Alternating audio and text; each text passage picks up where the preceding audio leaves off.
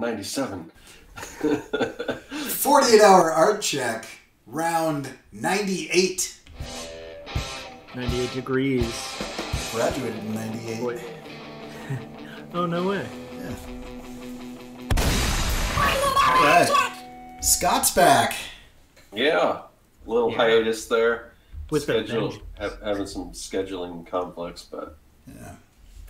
That's good to have you when we can. Yeah, whenever I can hop on, I will. Cool. So if you guys are watching this right now, make sure to share it, subscribe, ring that bell, all that jazz. But if you share the video live right now, we get some more people in the chats, and that always makes things better, and there's a lot of fun and stuff like that. So make sure you do that. Let's jump in and get started. So Scott, do you want to start? Yeah, let me get my little paper thing here. Okay. So accomplishments. So what have I been working on? I've been working on the Comic Maker Pro Toolkit, which is like the Comic Maker Starter Kit, only like three or four times bigger, and it will be like a premium. So that'll be something I'm going to sell.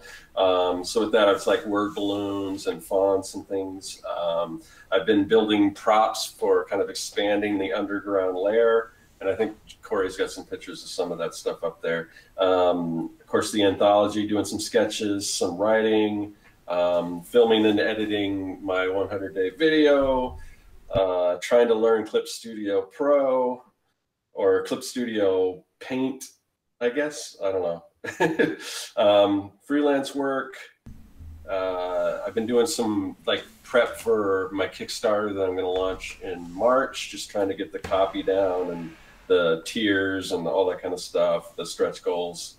And then I signed up for the Amazon influencer program, which is kind of like, it's like your affiliate links, but it creates like a storefront for you. So they sent me something to sign up for that. So I figured I'd do that. So that's what I've been working on. That's awesome. I've got one of those. I just never mentioned it to anybody. I don't know why I have one since I never mentioned it to anybody. But they're kind of cool because you can fill that store with kind of whatever you want. And so it's kind of like a Scott suggestions for products type thing. Yeah. That's awesome. And I'm sure no matter, I could put that link in big, bold, bright flashing lights and people still ask me, what tool was that? So. What pen are you using? It's the one I've mentioned in every video that people have asked me. The one that I mentioned in the actual video that you're watching that they said that there's a link in the description, that's the one. That's the one. That's the one I'm using. I like to use the Pentel Pocket Brush Pen. Yes, and what do you like to use? So Josh, what's your progress? So it's not quite where I'd like it to be. I have to do some more work tonight. But so I started inking page 1. I finished the rough pencils for the page, and then I've basically inked all the lettering for page 1 of the story for the anthology.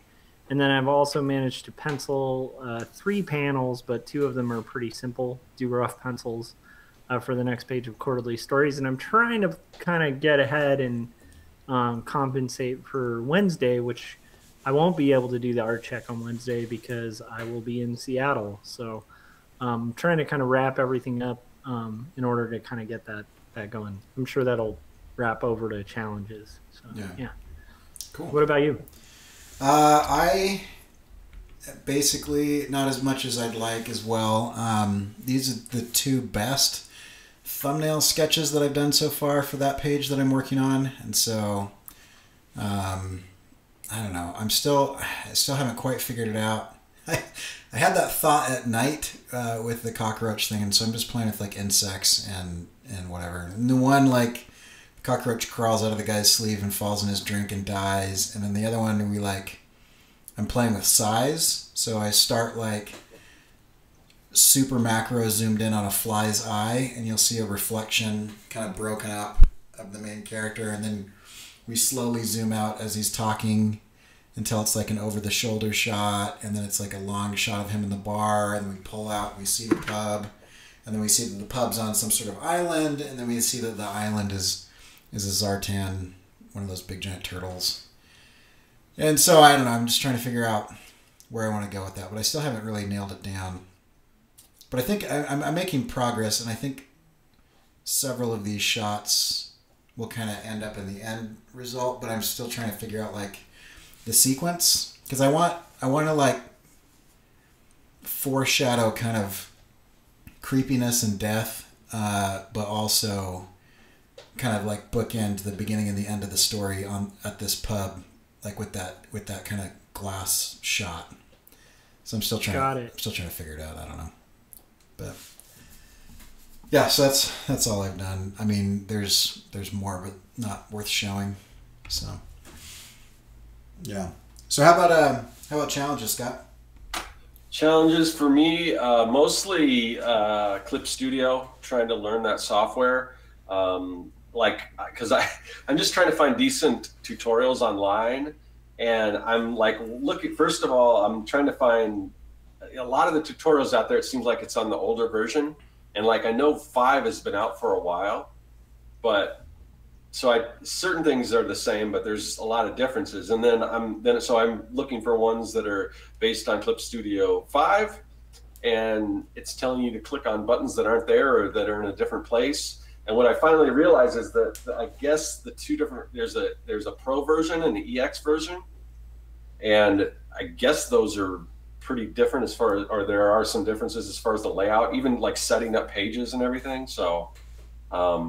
But anyway, just stuff like that, and trying to figure out that whole software. I know once I learn it, it'll probably be like a game changer, but it's always difficult to kind of, make that transition. And I've tried it, and I've said I was going to do that a number of times, and I just haven't done it. Like every time I start a new issue, I'm going to say I'm going to do it digitally. But since this is a sort of smaller project, I figure I'm going to give it a shot. So I'll keep, playing around with it, and hopefully I'll figure some stuff out with it.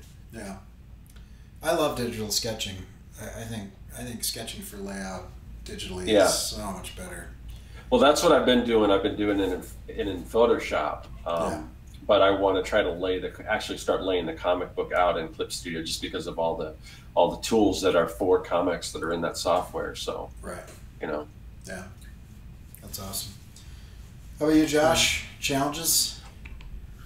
So my main challenge is just trying to get everything set up and ready to go for my business trip on Wednesday and Thursday, and also just trying to kind of stay on top of the comic. So it's just like, that, and just trying to kind of keep positivity, where it's like, I'll have these brief moments of like, well, I keep thinking I'm going to get this done in May, but then like, what's my rate of getting pages done? And just kind of discouragement in my head, but I'm pretty close to the finish line. So it's like, I think that tends to happen for me, at least, whenever I get close to kind of like I'm actually making progress. That's usually where I experience like the most resistance. So right, pretty interesting. Yeah, that makes sense. Yeah, what about you? What are your biggest challenges? I don't even know how to pin this down, but like I should have more time on the weekends than I do on weekdays. I seem to get a lot less done. I think part of it is like I put up a bunch of blinds, and I hate doing that stuff, and so it takes me forever. And then I keep losing stuff.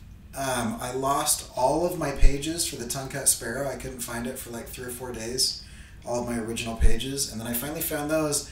And then right as I was about to get started on my comic, I realized that I lost my Apple Pencil for my iPad Pro. Oh no. And so I've looked all over for it. I mean, I was searching church, and I was searching my office and at home, and so that is just like waste of hours and hours and hours. But the main thing I think is like I have my son on the weekends for evening feedings, and so I'm always like really tired because like my wife takes him during the week, and so on Friday nights my wife is staying up later than she normally does, and Saturday night she stays up normally, and so I'm hanging out with her. But then we both go to bed like super late, but then I still have to get up, like at like 4 or 6 or whatever. Yeah. So it's just like this weird mental thing. I'm like losing stuff, and I'm So in the back of my mind, I'm constantly like running through like where that stupid stylus could be, and it's just like it just bugs me that I don't know, and so it's really hard to focus on stuff, which sounds stupid, but it's really hard to focus on stuff because the whole time I'm like, I keep like having flashes of where it might be, and then I'll like get up and interrupt myself and go look there, and it's not there. And a lot of that I think is just because like I'm super tired because I got like chunks of sleep rather than like a night's sleep. I don't know. No, that makes sense because I've had that where it's like it's almost like your brain like short circuits a little bit, but it's still functional. It's just like you are more prone to like confusion or like wandering. Yeah. And so it's like you're, I mean that sounds tough, man. Yeah. So I mean, like, no actual challenges other than just like super distracted. So yeah. Yeah. So how about sorry. I just also relate to that because we had our garbage disposal go out, and so I'm like watching YouTube tutorials on the garbage disposal and how to fix it, and then I'm using like this Allen wrench on the bottom, and then like pressing the button and then turning it on, and it's like, and then dies, and I'm like, Allen wrench, like dig around in there. Like anytime I have to clean a garbage disposal, it's like an artist's. I think honestly, for artists, it's one of the scariest things because I'm like, this is going to be how it happens. Right. This is the time. This is how I have to change careers. You unplugged it, right? Yeah. This is the time I'm going to lose my my finger. It's unplugged, but somehow it's just going to have some left in there and just be like. But anyhow, but yeah, so it's like, and it's funny because I kept going. I'll just leave it and handle it some other time later. But like you were describing, I think for artists, especially, or maybe it's not all artists, but I think a lot of us like really like solving puzzles and challenges, especially people who are drawn to cartooning, because it's just like it is the ultimate kind of puzzle. So it's, I don't know, it is funny, especially visual spatial problems. Like I love solving the visual spatial problem, and for me, in my mind, I'm imagining all of the visual spatial situations where that could be. Like I remember thinking earlier today, I was trying to work on something, and I thought, if I put the Apple Pencil on the table and it rolled off, it would hit and land in this spot. And so then I had to crawl on the ground under the table and look at that spot because I had fully played out all of the physics of it. Yeah. And I'm like, if it hit on the end and bounced and flipped, it might end up over there. So then I've got to crawl over there. And so I think you're absolutely right. Because like, I used to be able to do that as a kid where we'd like shoot rubber bands. And then I remember this one time we shot this rubber band, we lost it. And I'm like, well, if it hit there, it would bounce and it would land here. And it was like, it landed, and I found the exact spot where it landed, like inside of the grocery bag or something. Everybody's like, how did you do that? I'm like, I just thought about where it would go. But yeah, that's exactly what's happening to me with this thing. And those pages represented 6 months worth of work. And so I was like freaking out. Like all week I was like, where could that be? And I tore my studio apart. I tore my house apart. It's so much wasted time. And they were exactly where I put them. I've done that. Yep. So, anyway, yeah, so it's just been a very distracted week. I'm making progress, but I feel like I'm now like 3 or 4 days behind because I still don't have this page figured out. Like I haven't cracked the order of the panels or what's in the panels. Anyway, so and it's all just swirling around in my head. So that's So that sounds rough, man. All right, so should we get into challenges? Just challenges. Goals. Yeah, let me tell you about my challenges. I can't get enough sleep, and it's messing with my brain. So plans, Scott. What are your plans for the next couple of days? Plans. I'm going to continue to do some work on the Comic Maker Toolkit, the Pro Toolkit. I'm going to try to, hopefully I'll be able to prep some assets for that channel that we're talking about. I don't know how much people know about that or what you've talked about. We've mentioned it a little bit. Okay. Let's see. I want to do a video for my starter kit, the free version, just kind of like a tour to show what all it does. And let's see, probably, and then kind of fill that Amazon store with some products and things. And then I did sort of a mastermind. I don't know if it's a mastermind, if it's just with one other person, but sort of a mentor type, a person that's been helping me with some stuff on my website. So he suggested some changes and everything. So I'm going to try to make some of those changes to the website and everything, and hopefully it'll, convert a little better and everything. So I'm going to at least kind of figure out what I need to do for that. So nice. Cool. How about you, Josh? So my main goal is just to try to finish up like 3 or 4 panels tonight for quarterly stories. And then maybe tomorrow get a 5th done. I don't know how much I'm going to get done tomorrow because I have to be at the airport at like 4 in the morning the next day. And then I want to also hopefully like ink at least 2 panels of the short story. So that's kind of where I'd like to be at. But by our next art check, I should also have 2 thumbnails minimum for future quarterly stories pages, since I'll be on the road. But at least I can, like in the hotel, like maybe do some sketches. So, yeah, that'll be cool. And for me, I've just got to crack this page. Like I have to. Like it's a do or die thing, I think, at this point. So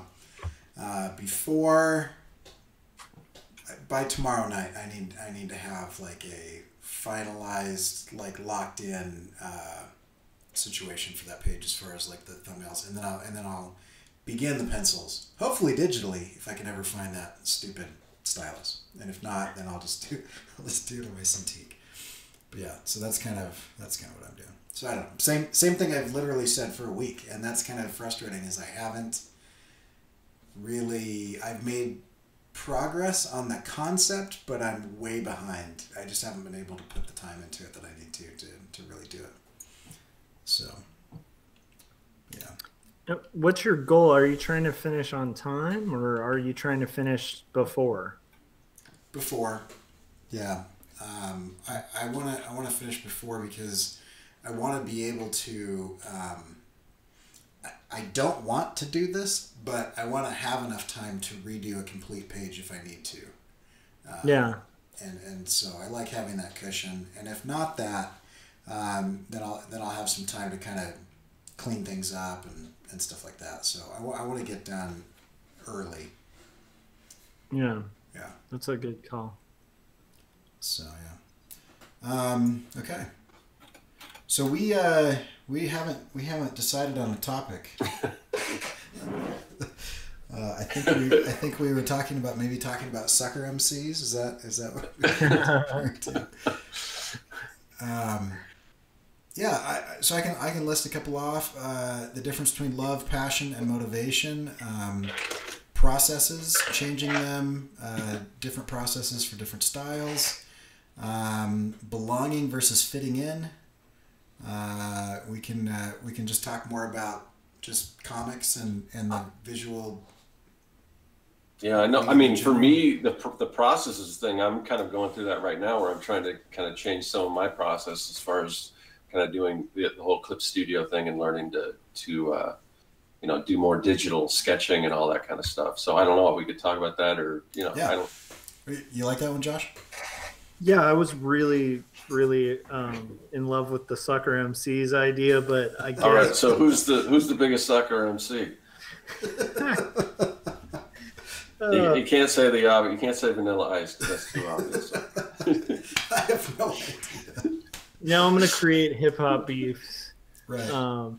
Yeah. So actually, I do like the idea of some hip hop beefs within the comics community. So we should start some fake hip hop beefs between our 3 channels. Oh yeah. But That's a total side note. I do like Scott's idea. That seems to drive a ton of traffic, is if we just had a big giant fight and just trash talked each other. Yeah. Yeah, that would be... People seem to eat that crap up. Oh, yeah. I love it. All right. So let's do the processes.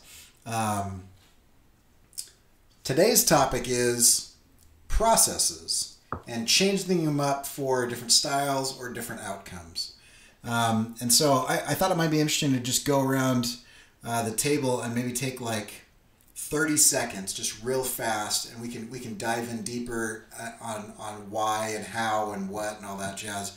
But just take like 30 seconds and go through like your basic process. So I'll start. My basic process is I'm gonna rough something out. So I'll start with an idea, usually doing word lists. I'll get an image in my head or something like that, and I'll kind of rough it out a few times really fast, and I try to use like a lot of arm movement. Then I'll go to thumbs, and I can do that either on my iPad or do that in a sketchbook, and then I will take that and I'll put it down on what I'm going to pencil. I usually pencil digitally, and then I will print that page out and ink over the top of it, scan that ink in, and color it digitally. That's my typical process. How about you, Scott? What's your typical process? So I usually do my idea generation by using like nonlinear note taking, like a mind map. Start with the middle and then just kind of branch out from there. Then I'll get the general idea from that. Sometimes, depending on where what kind of story it is, if it's sort of a story that goes from like point A to point B, sometimes I'll kind of map out the trajectory of the different characters in sort of a map. Like with my comic book Young and the Dead, it's all they're moving from one place to another constantly. So just to know where, and then sometimes the characters split up. So sometimes I will just make little indications of this character is over here at this particular time and vice versa. But when I kind of have that all planned out, then I go to a very rough, very small thumbnails, just to kind of figure out, where, what's kind of going on in each scene. And then based on that, I will kind of make a little larger thumbnail, go back over it and really get my panels. And somewhere in between this, I do a script. But at this point, it's just kind of basically what's going on. And then once I kind of have that, then I'll go in and then I'll flesh out a script. And I usually go, I don't know if I would recommend this or not, but I usually do go full scripts, just because it's easier for me. And then from there, I usually take, I'm doing a different process now. I'm sure we'll get into it, but in the past, I'll take my thumbs and then I'll kind of blow them up and then on a tracing table. And then now I'm kind of trying to do more digital.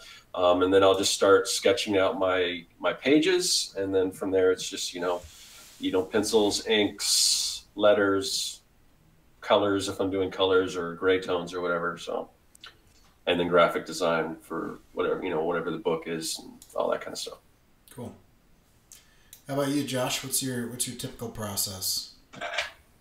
It's weird, and it varies based on the project. But I mean, the main thing that I tend to like to start with is a script, and generally that wasn't always the case. I used to kind of freestyle it and write it in thumbnails, and I just found that I ended up with a lot of like incoherent stories with plot holes and stuff because I was like forgetting some of the basics of like writing that you learn in like intro classes and stuff. Right. And because I was like kind of excusing it with like, well, but I'm doing art, and what I realized after doing that quite a few times, I realized like this just doesn't work. Like I actually have to have written scripts. Yeah. So I write a script like that's pretty vivid, and like if I have an imagery come to mind, I'll write it up. But it's not like a formal script, like a film script. So generally I won't even put like the character name because I know the character, So I'll just put the dialogue, and then I'll have like, a couple of action descriptions, or if I have a certain shot in mind, I'll write it down. And then of course that's free to change. So from there, I go to like these really indecipherable roughs or like thumbnails. And if you guys ever look at like my Instagram or whatever, you might look at my thumbnails and just have no idea what they are. And in that case, it's like it's a weird thing, but like I've never been an artist who could thumbnail coherently. So when I thumbnail for clients, usually what they're seeing is like a refined rough. Yeah. Because my thumbnails are just nonsense. Like they're like a little language for me because I know what they mean and I know what they're signifying. And usually I'll tone them too, just to get an idea of the mood that I want with just like a one-tone marker, and also to kind of establish a little bit of the lighting and work out how I want that to work. From there, I start sketching and I also start gathering reference. So I try to use as much reference as possible, depending on the style too. Like if something's going to be really cartoon modern, then maybe not so much reference, except maybe like if I'm drawing a room, like maybe occasionally look up some rooms just so I think of details that I wouldn't naturally think of. Because there's weird details. Like there's R. Crumb, like when he was talking about using photo reference, people were asking why he uses photo reference for like buildings and stuff, and he was like, well, you see that weird pipe right there? He's like, I would have never invented that. Yeah. You know, because there's just like these weird things about reality that you just wouldn't invent, and so it makes them kind of more personal and stuff. So anyhow, I assemble all of that. I like to work out my panel borders at that point, and kind of work out like what my layout's going to look like, rough in where my type is, and I do most of that on Illustrator, just because it's such a good tool for just like measurement and stuff. From there, I'll usually like use that as a template to then pencil. I'll do rough pencils and then tight pencils, and then usually print those out and then ink over them. So that's one version. Another version is I'll kind of use that grid as a template, and then I will basically start penciling directly on the page too. So there's a couple methods I use, and it depends on the style and the look I want. Yeah. And it's funny because it's very flexible. It's just kind of I tend to have this attitude of whatever works and whatever kind of gets the look I'm going for and like the kind of feeling I'm going for. So that process could change in like a week. And for me, I tend to do whatever is the least likely to give me more resistance. So I'll find sometimes, or if I were to rephrase that, whatever is the least intimidating at the time, which seems to change all the time. But like sometimes, turning on my iPad and jumping in and starting to sketch is the quickest and easiest thing because I've got it with me or whatever.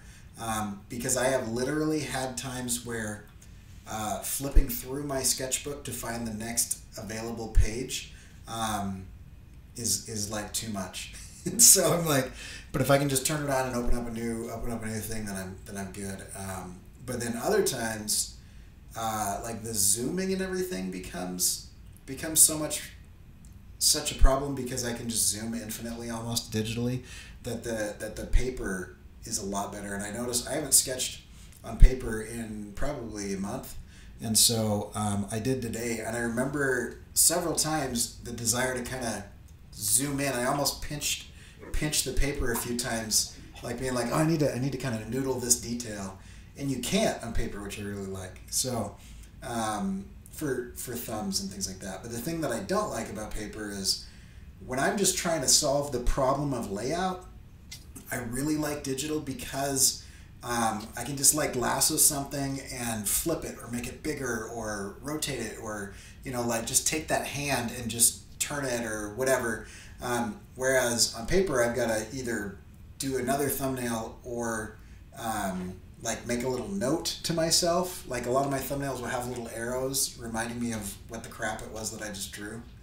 And so I like it digitally that way. But then the temptation to like go too far and finish it digitally, before I'm ready is really is really strong. And so paper, I feel like, is limited enough that it keeps me in the stage that I should be in.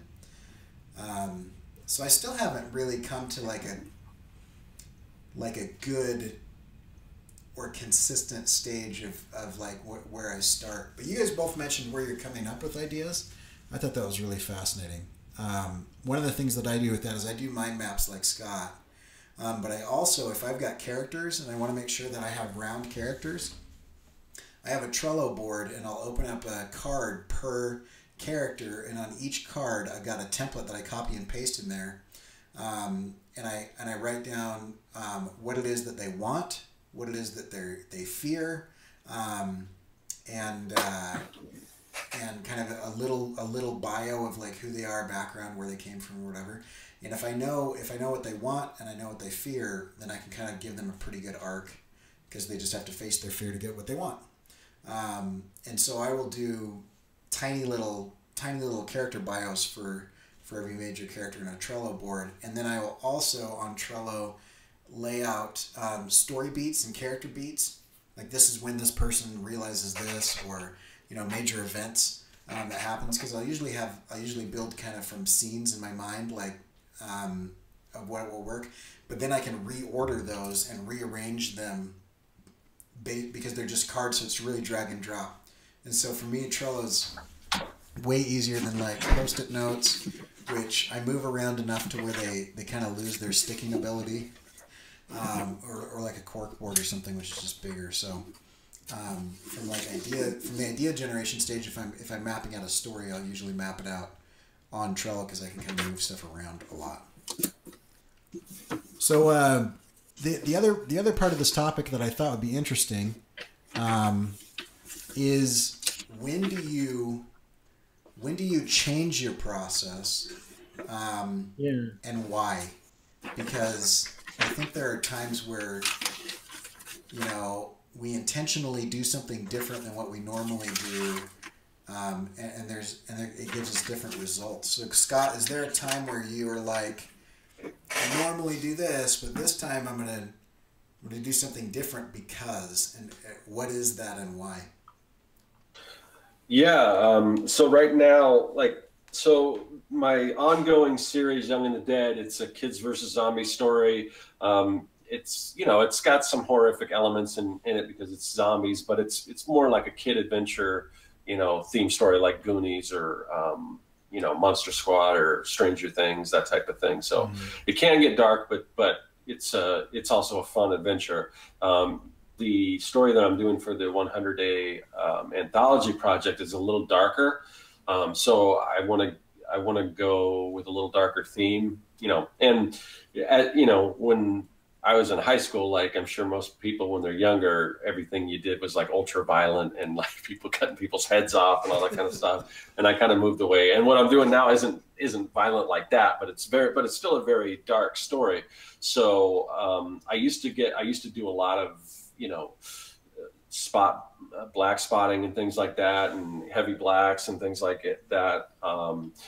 And with Young and the Dead, I kind of moved away from it. Most of it is just line art, but I think I'm going to experiment with some more, just heavy inks, heavy blacks, maybe some splatter effects, things like that, and maybe just try some different rendering techniques. So I'll see when I get to it. I want it to look different, but it's still maybe it's just the style or the way I draw, but a lot of the characters as I'm drawing them now still look like they could fit in the Young and the Dead world. But I think maybe when I actually start rendering them, and depending on the shadows and everything I add, hopefully they'll turn out to be a little different. So as far as as far as style, that's based on the theme of the book. That's one of the reasons I would kind of change the way I'm doing something. And so you're changing the technique and the style that you're executing in it. Do you when you do that, do you have to change your environment at all? For example, if I'm working on something and I need it to have a particular mood or energy or pace or something, I'll change like the music that I'm listening to while I'm doing that, because that drastically impacts like the speed of the line and kind of the mood? Is there something along those lines that you do where you're like, normally I do this, but because I'm going for this different style, I'm going to change that up and do X? Not really, although that might, maybe that would, give me some, put me in a different frame of mind and everything. But yeah, not really. I mean, there's certain times in my life where, and it doesn't always pertain to art, but I'll listen to certain kind of music for certain things to help me get through certain sometimes I just want to, put on some like depressed. I know, like when I was going through my divorce, I was listening to a lot heavier music, a lot darker music, stuff like that. And just like, basically, that kind of stuff. And it kind of mixed in with positive. It was weird because it was like a good, I guess mix of both. And I don't know why that is, but so there are times, but I don't know, with comics, it just seems like, I don't know. I guess I don't, and I haven't listened to, mostly I'm listening to podcasts and other people, art, my art friends on YouTube and stuff, and while I'm drawing, and that's kind of the constant. So, yeah. But I don't know. That definitely is intriguing to kind of think about, but for me, not so much. Because if I'm just thinking, like when I am inking a bunch of foliage, I've got like a forest scene or something that's really natural. I'll throw on like the Decemberists, or I have a playlist on Spotify that's called Irish Drinking Music. I lived in Scotland for a couple of years, and so like the whole Celtic folk vibe is cool. But then if I'm doing like an action sequence, I'll throw on like, Tech Nine or or 3 Days Grace or Megadeth or something, to kind of get that energy. How about you, Josh? What do you find? Do you change things up if you want to change the mood or the execution that you normally do? Yeah, a lot actually. It's weird because it's like, even with quarterly stories, it's like that was kind of one of the main impetus or inciting ideas behind it, was the idea of like having a switch in styles that alternates between kind of like childhood, like Sunday comic strip kind of look, sort of like a Mary Blair if she couldn't draw kind of look, and then and then that mixed with like kind of a very heavily rendered, hatched, very kind of representational version of reality. And so like having those two realities kind of merge and meld, and there's actual points in the comic where I have the two melt into each other. And I'm going to be doing a lot of that as it continues, just to kind of show this like divergent thought between memory, like how distant memory kind of creates like a more kind of semiotic world, and then more recent memory has like more focus and more clarity. So it's like, it's this weird thing, but it's like one of those things that I love doing. I love shifting styles, and I can work in multiple styles. There's a few that I really like and I'm really drawn to, and it's very much like Scott was describing, where it's like whatever kind of suits the story.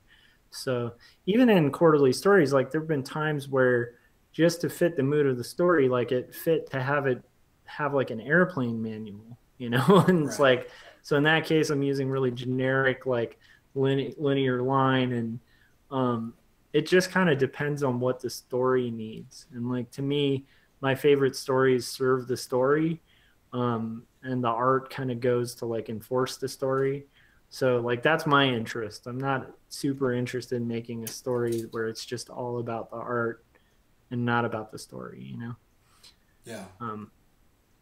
So it's weird. But as for music, I used to listen to a lot of music to kind of get in the mood and stuff like that. But I'm very much where Scott is, in a sense of like I tend to, if I'm like writing, I actually like silence. I like a lot of silence if I'm like writing.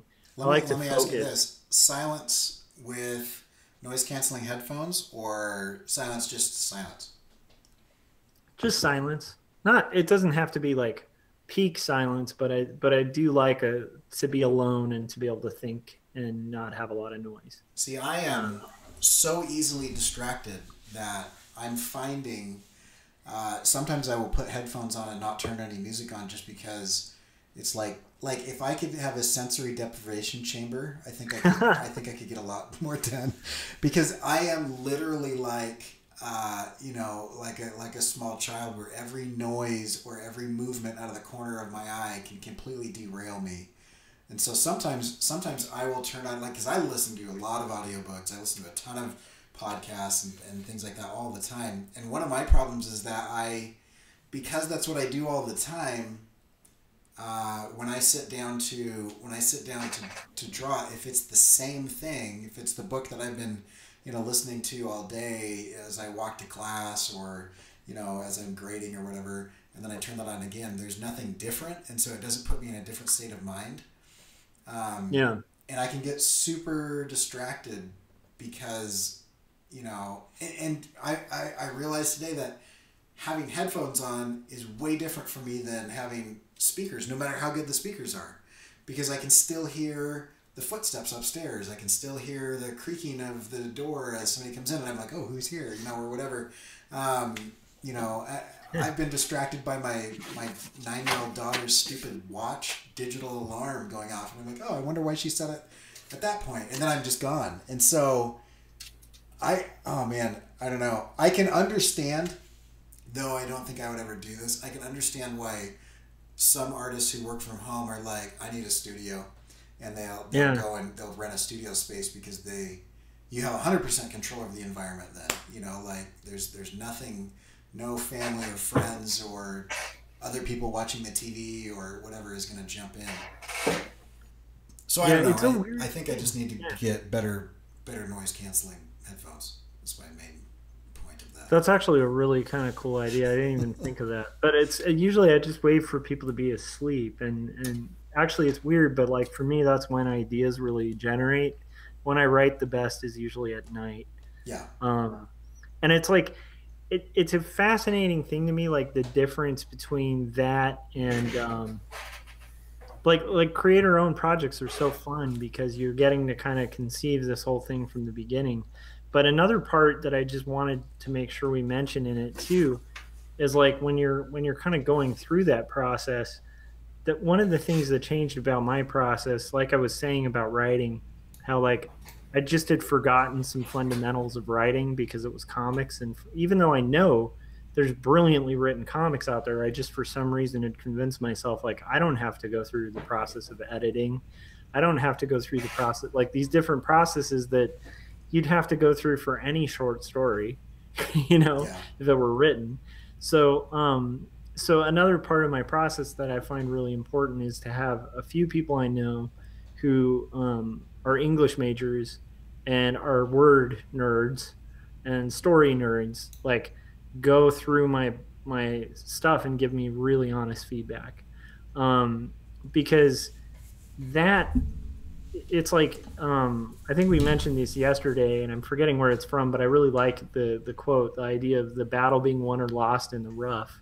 And that's true for the scripts too. It's like if you're working with a really weak script, your art can be so good, and the story is not going to be polished enough from the art. Right. I mean, the art can do a lot, but like having a solid script, having a solid story, having solid text, it's like anything on top of that that's art will suddenly be that much stronger. So like I always recommend, if you're tackling something, especially something that's really wordy, have an editor, have somebody you rely on who's going to like give you directly honest feedback. Like, hey, that doesn't work. Hey, that's a spelling error. Hey, that's redundant, like just typical feedback, cause it'll help.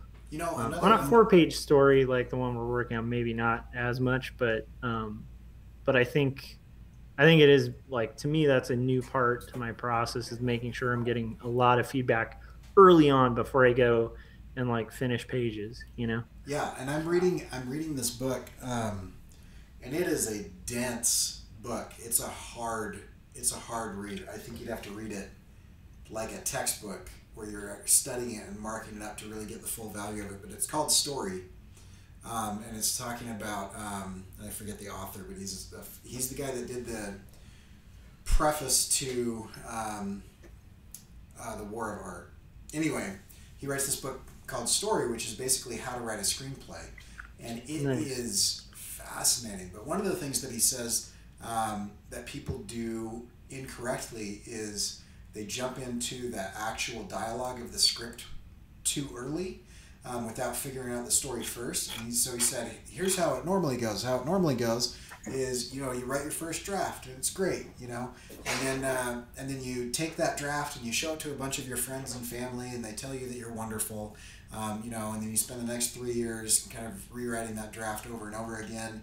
The whole time kind of you have this one kind of glory scene that you love, and as long as that scene's in there, you're happy or whatever, and it doesn't matter what else gets cut, blah, blah, blah, blah, blah. And he says, but the way you should do it is don't write a single scene, don't write a single line of dialogue at all.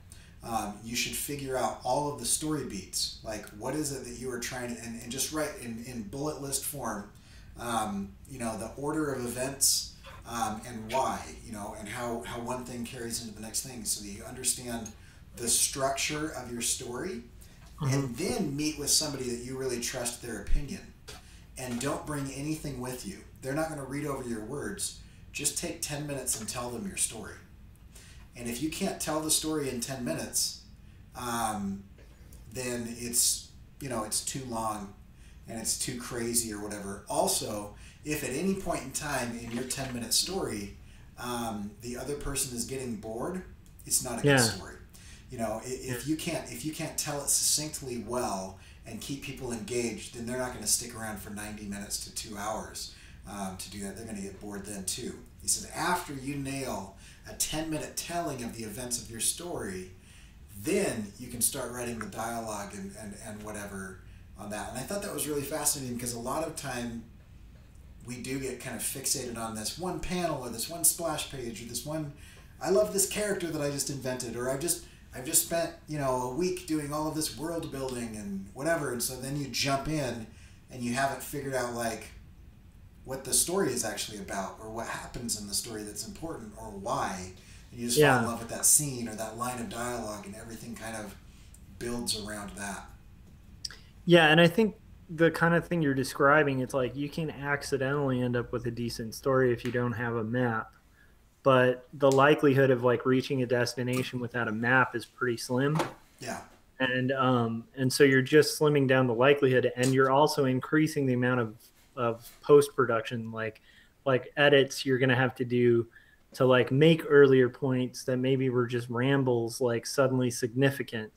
And you can do that, but it's like trying to kind of tie together a million threads, as opposed to if you know where you're weaving, it's like your threads are all tied by the end. And so like at that point, editing's about polishing it rather than like trying to find all the closed gaps that were missed. Yeah. And so like you'll notice that like with, serialized TV shows that are like super fascinating, and then the finale is like completely unresolved feeling. Yeah. And it's partially because there's a bunch of writers in that very position where they're like, we've been doing this thing for years, and then we diverged over here, and like now we have to tie it all together. And it's a scary point to reach if you don't have a map. Whereas if you're on the map, you can be like, where am I again? Oh yeah, I'm right here. And that'll direct all your conversations, because they'll all have extra significance, because they'll all be tying in with the story. Hopefully not too transparent of significance, but yeah, that's great advice. Well, and a really good example of what you're talking about is George Lucas's Star Wars, his original trilogy. That first movie had a lot of really interesting elements in it, because he was he was stealing them and paying homage to a lot of really well-told stories. But if it weren't for his wife and kind of her team of editors, it would have been garbage. It would have been nonsensical stuff. And she pulled it together and edited it in a way that made it coherent. And most people don't realize that actually is why it's a cohesively told story, is because of the editor in post really pieced everything together in a way that made it like a logical narrative. Without that, it would have been like most of his experimental films, which looked beautiful and made no sense. And he intentionally says, I love kind of the avant-garde like art style where I don't have to tell a story. I just like making weird stuff on the screen. And then she's the one that came in and kind of pieced it all together.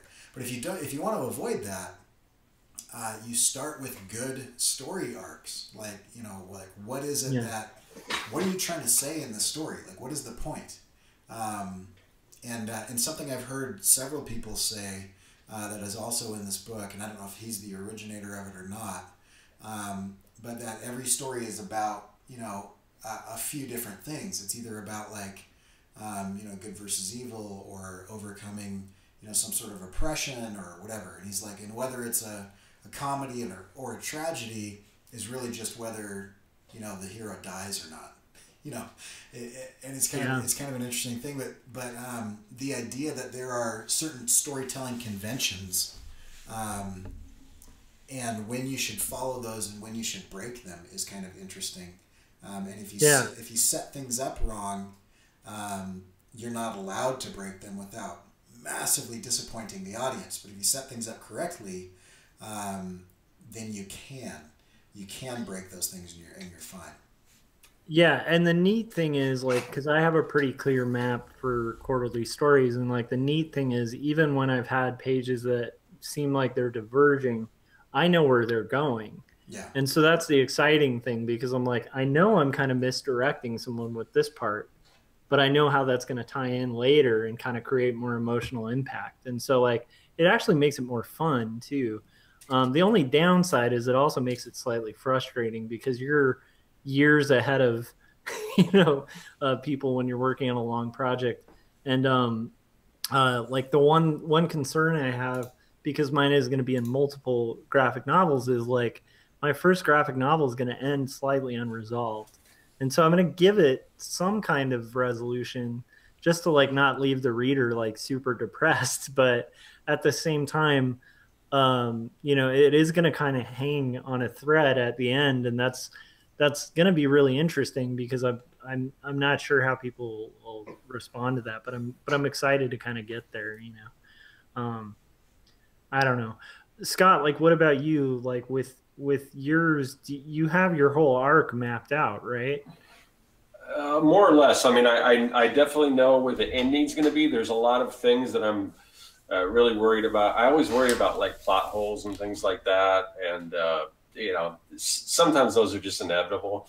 But so there's a lot of like planning and everything to make sure I didn't, that I'm trying to cover all my bases and everything. And there's still a couple things that, like these next two issues, I'm going to have to write them both together, the whole script. Because I've got, like I said, I've kind of got the ending and I've got a rough idea of where they're going. But in order to make sure this whole thing, because right now, I've only have so much time to wrap everything out. So I need to kind of, make sure that I write those two issues together and all that. And, and there's something that I introduce in this issue 4 that's coming up. And I would have kind of liked to introduce it a little earlier, but so that's another element that I've got to kind of figure out how to make that work into the story. And I know this is all vague because I'm kind of being cryptic about it, but give us all the spoilers, Scott. Yeah.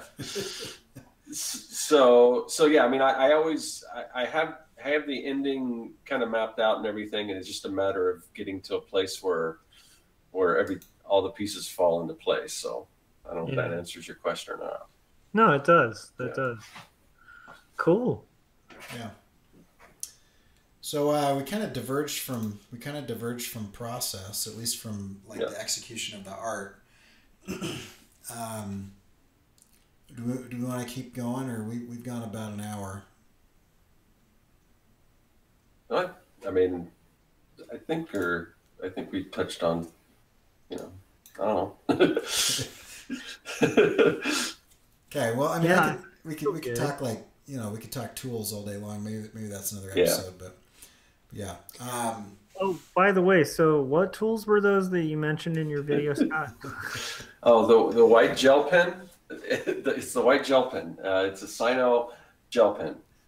That's And the one I that I can get. get that where? Where can I get? Oh, you have a link. Oh, Oh, okay. it's in the description of all my videos. Scott, I have an idea for you. I think you should Yeah. print a shirt that has the answers to the most commonly asked questions in your videos. Because A My Tools Well, shirt. yeah. To be fair, some of those I don't mention. And I don't know if I've ever mentioned that those links are in the description, but those kind don't really bother me. But it's just the one where I actually, in the video that they're commenting on, it's very clear that I mention where it is and that there's a link in the description. Yeah. And I still get questions. So I mean, I don't understand. Yeah, that's funny. All right. Well, if you want to check out Scott's work, you can go to serkworks.com, and he's got a comic starter kit that he's giving away for free if you sign up for his email newsletter. And Wait, Cory, how much is it? Oh, actually, it's free, and he accepts PayPal or credit card for that payment. That's insane. Yeah.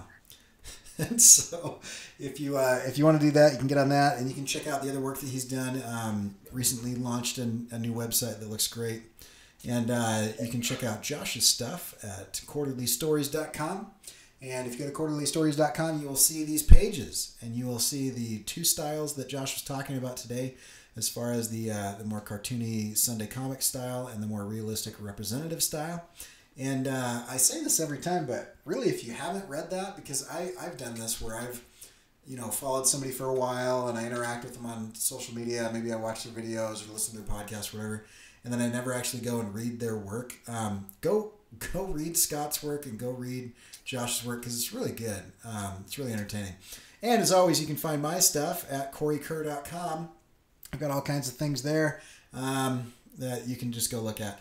And you're on my channel, and so if you get a chance to subscribe, ring that bell, share this with somebody, it's super helpful. If you're listening to this after the fact on the podcast or whatnot, just know that we go live Monday, Wednesday, Friday, 9 p.m. California time. We'd love to have you here live and comment on those and all that jazz. And so there's all the plugs. So go check all that stuff out, and thumbs up and star ratings and all that jazz are really helpful. But the best thing that you guys can do is if this is interesting, if you know somebody that might be interested in listening to people talk about their process, talk about the struggles that they're having, different advice from different perspectives, and all that jazz, then tell people about this. Tell people about the 48-hour art check, because word of mouth is the single best way to spread things. And so we appreciate you guys watching and listening, and we'll catch you guys in a few days. Bye.